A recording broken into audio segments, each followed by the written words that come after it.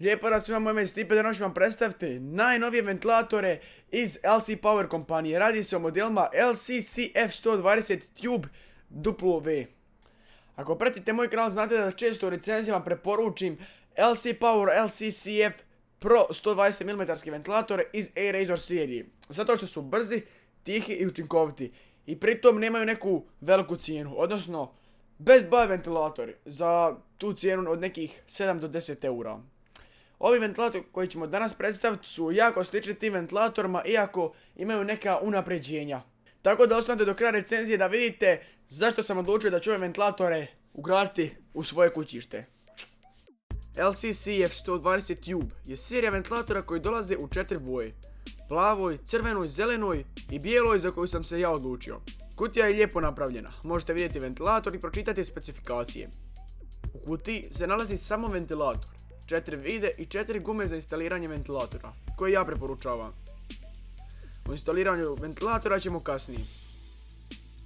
Na prvi pogled podsjećaju na prve A-Razor ventilatore, odnosno LCCF120 Pro.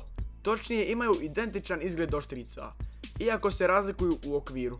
Da se okrenemo sad nekim detaljima ventilatora. LCCF120 Tube V je poseban prvo zbog svog lijepog izgleda koji čini led bijeli prsten. I to će jako, ali jako lijepo izgledati u vašem kućištu. O tome malo kasnije. Ventilator radi na 12 V istosmjerne struje s početnom voltažom od 6,5 V. Ulazna snaga 1,4 W, ima 11 oštrica, priključuje se na 4-pin PWM konektor, a kabel je dug čak 45 cm, što je naravno super. Dolazimo do mene osobno najbitnije stvari, a vjerujem i vama. A to je naravno brzina i pored toga tišina. Brzina se kreće od 500 pa do 1200 okretaja po minuti, što znači da će biti odlični ventilatori za airflow. Samim tim buka se kreće od 6 do 13,6 dB, što ove ventilatore čini jako tihim. Ja sam sebi instalirao 3 naprijed za upuh i 1 nazad za ispuh zraka.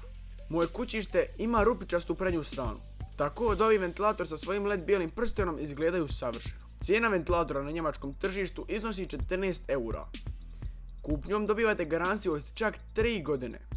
Ali za kvar ventilatora nema potrebe da se brinete, jer A-Razor ventilatori imaju dug životni vijek zbog svoje FDB funkcije, odnosno Fluid Dynamic Bearing, što vam u prijevodu znači da ventilatori sadrže uljne kapsule koji će motor državati podmazanim.